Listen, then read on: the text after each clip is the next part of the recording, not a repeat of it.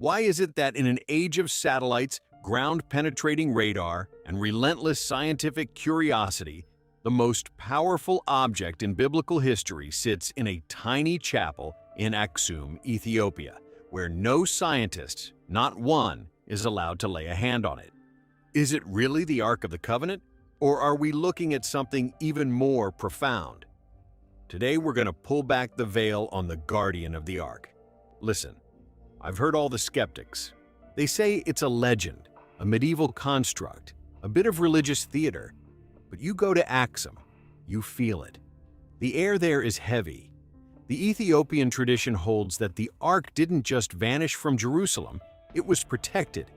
It was brought down the Nile, shielded by the faithful, and carried to the Horn of Africa to be kept safe from the chaos of a changing world. For centuries, the monks of the Church of Our Lady Mary of Zion have stood as the final wall between that object and the rest of humanity. Now, you ask why no archaeologist can touch it. Is it fear? Maybe. But for the Tewahedo priests, it's not about fear of discovery. It's about the sanctity of the threshold.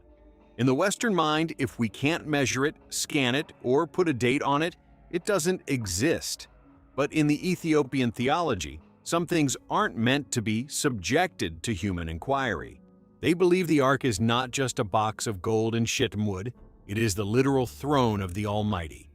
You don't put a laser scanner on the throne of the Creator, brother.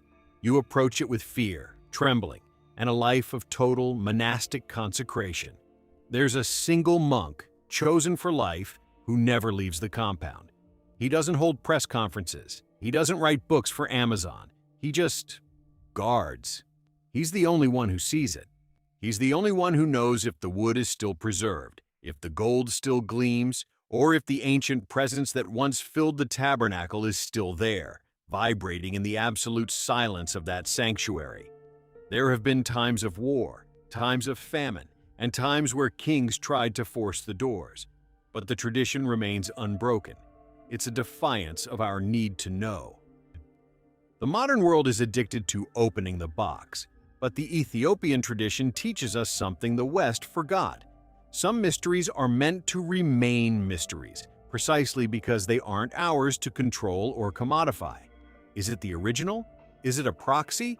Or is it something so sacred that the moment we prove it, we lose the very awe that keeps our feet on the ground?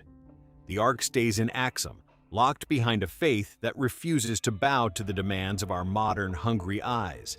And maybe, just maybe, that's exactly where it belongs.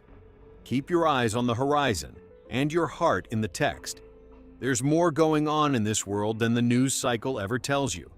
Do you want to explore the Kebra Nagast, the ancient text that claims to hold the entire history of the Ark's journey from Jerusalem to Axum?